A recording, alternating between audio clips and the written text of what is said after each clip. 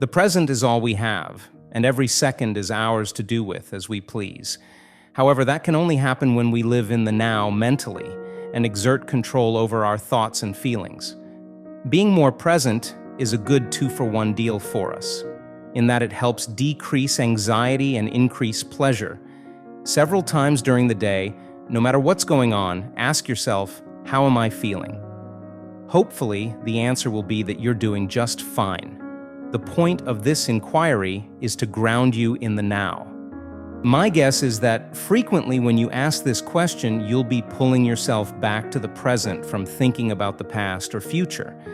Maybe you're worried about that pay raise discussion you're scheduled to have with your boss, anxious about a blind date or upcoming presentation, or ruminating about the argument with your partner earlier in the day. Much of the time, we are doing okay emotionally. Life in most moments may not be thrilling or grand, but it's usually not the pits. Even when we're doing tasks we dislike or are not feeling particularly well, we can always feel better. We do this by paying attention to what is going well for us. The presentation or date may turn out terribly, but now can still be pretty okay if you let it be. The morning's argument with your partner or last week's fender bender may have repercussions down the road, but right this moment, your life is likely running smoothly.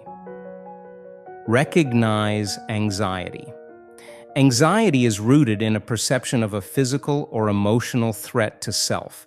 The key word here is perception. If you're going to a party you've been dying to attend for ages, you'll feel differently about it than if your partner is dragging you to this same party.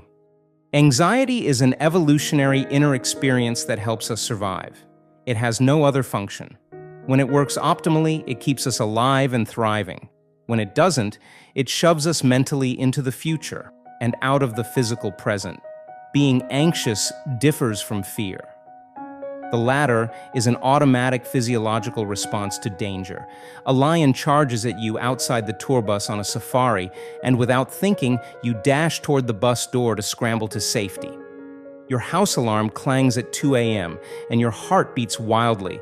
Although you may have physical sensations along with anxiety, that is not the same as having fear. Anxiety comes from thoughts about the future that cause discomfort, not actual impending harm. Knowing the difference between fear and anxiety helps keep you present. The good news is that if you're in a genuinely scary situation, you can trust that fear will automatically take over to keep you safe. Worry is useless. The thought is, if we worry enough, we can somehow fashion the future to our liking when we get there. It has a magical time travel appeal. If I think about something enough now, when the time comes for it to happen, all will be well. You try to expect everything that could go wrong ahead of time. On your wedding day, starting a new job, at the big bash you give every year for your employees, on a date with someone you have a crush on, driving to another state to visit a friend, to get everything set up ahead of time so that when you get to the future, nothing will go wrong. At the back of our minds, we know we can't control life and end up depending on worry to give us a leg up on achieving success. We assign worry undeserved power, give our thoughts about the future a life of their own, and believe they can shape our destiny for the better. We worry because it feels better than doing nothing and experiencing helplessness, futility, or despair. Worry is how we combat that awful feeling that things often don't and won't go our way. But mostly we worry because it's become a habit. We don't realize that it's unnecessary, harmful, and a waste of time. Worrying is not problem solving. It is a misguided attempt to become less anxious, which takes place in a closed mental loop and produces more of itself. It's an internal process, an intrapsychic phenomenon. Thoughts race around in circles like a dog chasing its tail, getting nowhere. We imagine various scenarios and outcomes, but our agita remains, so we redouble our efforts to produce more or better solutions. The process is like trying to know what the weather is like when you're indoors. You can't. You need to step outside to find out. Problem solving occurs outside your mind, in the real world where the problems are. For the best solutions, you'll want to intentionally develop strategies to solve problems, develop coping skills, and prepare yourself with many Plan Bs. However, you can't know if strategies will succeed and eliminate anxiety until you've tested them where problems are happening in the world. Taking your show on the road is the only way to ascertain if your ideas are winners. More so, there is nowhere we can ever be physically other than in the present. When our minds drift back to the past or catapult into the future unintentionally, we lose touch with the current moment. To thwart this dynamic, pay attention to what you're doing, whether it's washing dishes or filling your gas tank, whether you're stuck in traffic or waiting for an appointment at the dentist. Remain present by looking around and noticing the details of your surroundings. Keep your thoughts from drifting toward future events when doing an important task.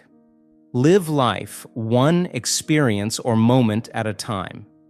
The problem with chronic anxiety is that even when we get to whatever point in the future we've been anxious about, we're still not present, because by then we're anticipating and trying to project control over the next situation or the one after that. By being mindful, we experience life to its fullest extent moment by moment. Mindfulness increases attention to now and makes us less anxious. The antidote to being less anxious and connecting to now is to focus on your senses: touch, taste, sight, smell, and hearing. By grounding ourselves sensorially, we shift from trying to control the future to simply being in the now. Ask these 5 questions to anchor yourself in the present and feel less anxious. What do I see? Inspect the world around you. You're here and not stuck in a time warp. Call what you see by name and describe it. Take a detailed mental snapshot. In my office, a client might say, "I see you in your brown chair, the woodsy picture over your desk, and the sailing fan." What do I hear? Tune in to sounds around you. Don't just settle for the first ones you notice. Strain to identify background noises such as distant voices, cars driving by, or the whir of an air conditioner. If you don't hear any threats, relax and enjoy the moment. What do I smell? To ground yourself in the present, sniff the air or take a deep breath. You'll be surprised what lingers in it. Perfume, auto exhaust, perspiration, cooking odors. Breathing deeply will also help you relax. What am I sensing through touch? Notice tactile sensations. Imagine being fastened to the present and the earth. Your feet are firmly planted on the ground. You're sitting in a chair or lying on a bed. What textures do you feel?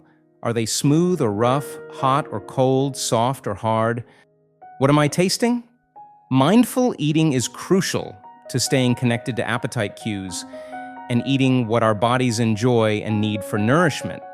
When you're anxious, you may turn to food. If you're anxious while eating, consciously shift your focus to how food tastes, its odor and texture, and how it feels in your body. If you're anxious when you're not hungry, don't confuse wanting food with comfort. Find other ways to shut off your agita. To be less anxious and more present, you'll need to take a two-pronged approach to change. This involves actively and intentionally turning off your what-if thoughts by simply noticing but not attaching to them, distracting yourself with more pleasant thoughts, or taking positive actions. It also involves shifting your mental energy away from the future and what's happening inside your mind and purposely becoming entirely absorbed in the present moment. You'll learn how to do both with practice, and the better you get with one endeavor, the better you'll do with the other.